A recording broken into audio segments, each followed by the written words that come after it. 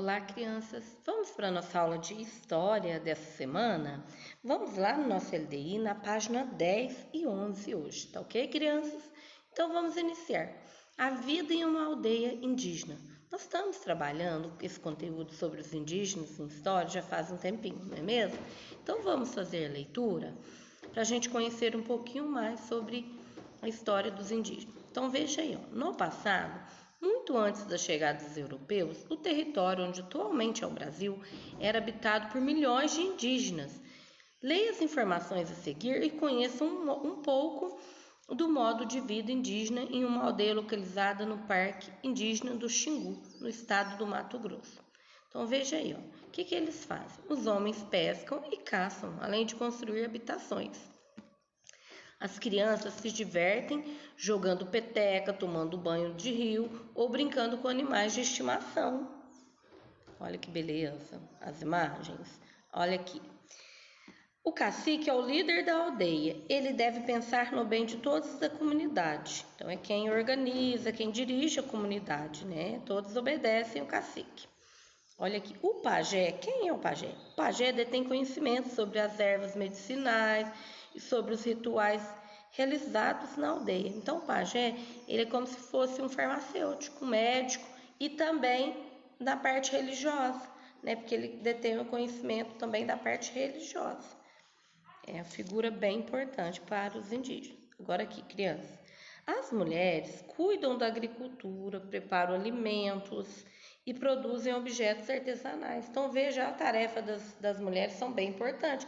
Diferente da nossa cultura, que na nossa cultura os homens que ficam encarregados de trabalhar na agricultura, de fazer o plantio, né? Prover a sua família de alimentos. Eu digo assim, quem mora na zona rural, quem tem um sítio, né, uma fazenda.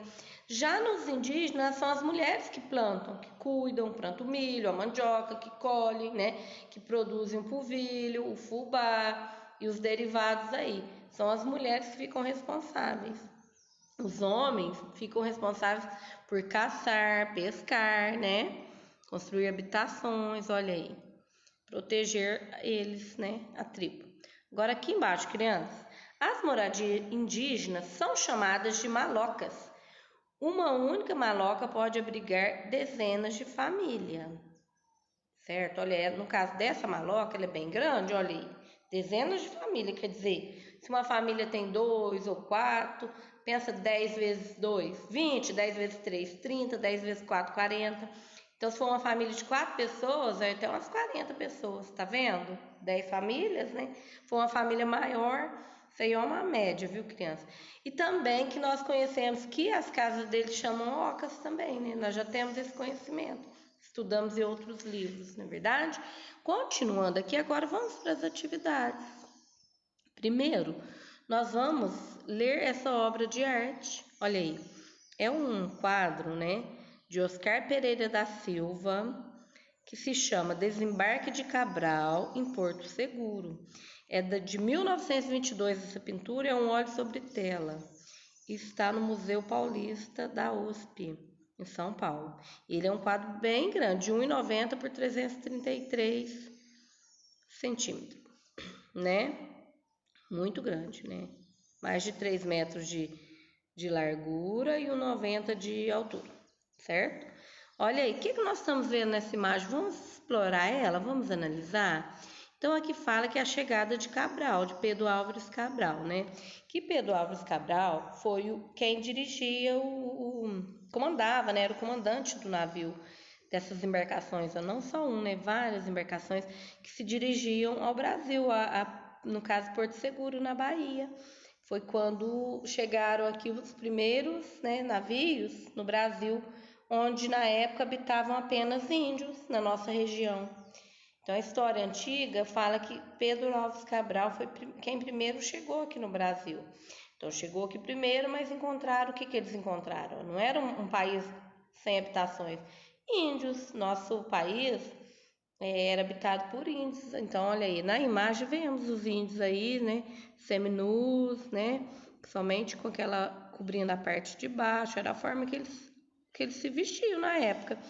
Lá na praia, quando avistaram tanto de portugueses chegando, né, Que era o pessoal do Cabral, né? Do Pedro Álvares Cabral chegando, várias embarcações, né? Então esse quadro retrata a chegada dos portugueses aqui no Brasil, certo?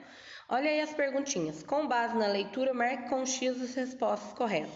A obra apresentada é uma pintura ou uma fotografia? Então, e aí você já sabe que a Tiliana acabou de falar, né? B. Nessa imagem, os indígenas são representados como? Nas embarcações ou na praia? Então, olha aí, os indígenas estão na praia, né, crianças? Quem que estão nas embarcações? Os portugueses, né? A Companhia de Cabral, certo? Na perguntinha 2, por que os europeus chamaram todos os habitantes da América de índios? Por que será, hein? Que eles chamaram todos esses habitantes da América de índios? Né? Olha aí a roupa dele, o jeito que eles são vestidos, né?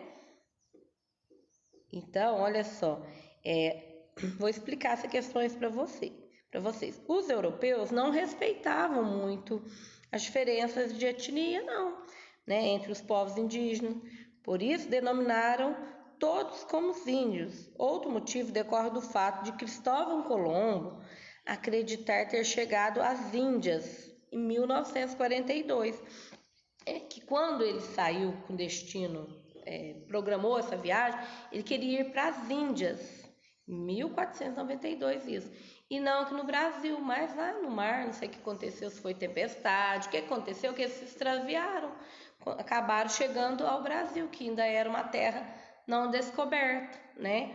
E aí, como ele achava que estava chegando na Índia, ele chamou todo mundo que habitava aqui de índios, por isso o nome de índios, né? E eles não respeitaram os índios, não, foram logo tomando posse do território e não vendo que tem diferentes tribos indígenas, que tem diferença entre uma e outra, chamaram todos de índio, indiferentemente